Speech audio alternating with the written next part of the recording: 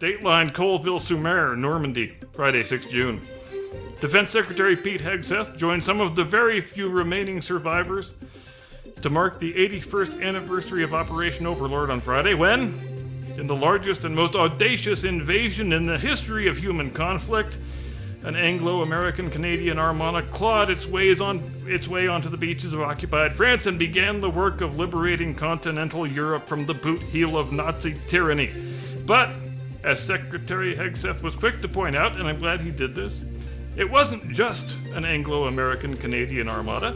In fact, it took a lot of support of various kinds from the various allied nations just for conveying the infantry force from southeast England to northwest France and then trying to provide them artillery support as they tried to gain a foothold on the various beaches. And the secretary read out the name of each and every one of them, stating, quote, "The invasion would include brave troops from the US, Great Britain, Canada, France, Australia, New Zealand, South Africa, Belgium, Norway, Greece, and Holland. And on the ground, the French resistance covertly aided the effort," end quote. And it's nice, I think, that our friends on the left still grudgingly allow us to take a one-day break from celebrating Pride Month to commemorate the events of D-Day, particularly in light of the very offensive, very intolerable fact that the invading force on that day was overwhelmingly white. It didn't include any women or gays or transgenders or paraplegics or neurodivergent social anxiety sufferers with two mommies or really any of the identity groups that we are still allowed to venerate in polite company.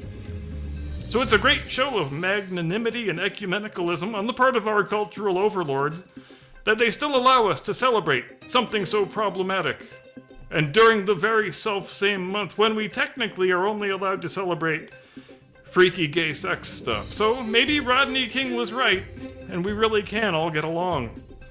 Oh wait, I guess it's probably not the best time for a Rodney King reference, is it? Since we've got a new LA riot popping off right now as we speak. That was a bit of a faux pas on the part of your correspondent, wasn't it? But back to the subject at hand.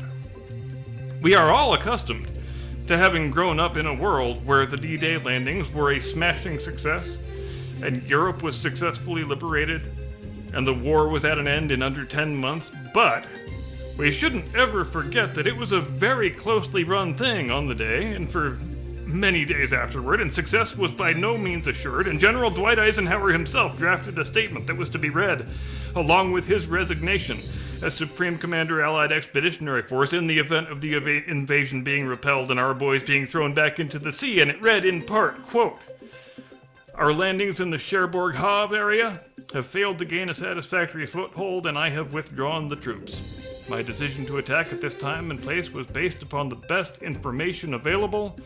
The troops, the Air Force, and the Navy did all that bravery and devotion to duty could do. If any blame or fault attaches to the attempt, it is mine alone," end quote. And what do professional accountability and strength of character look like? Well, they look just like that. And our current day leaders, civilian and military alike, they would do well to take notes.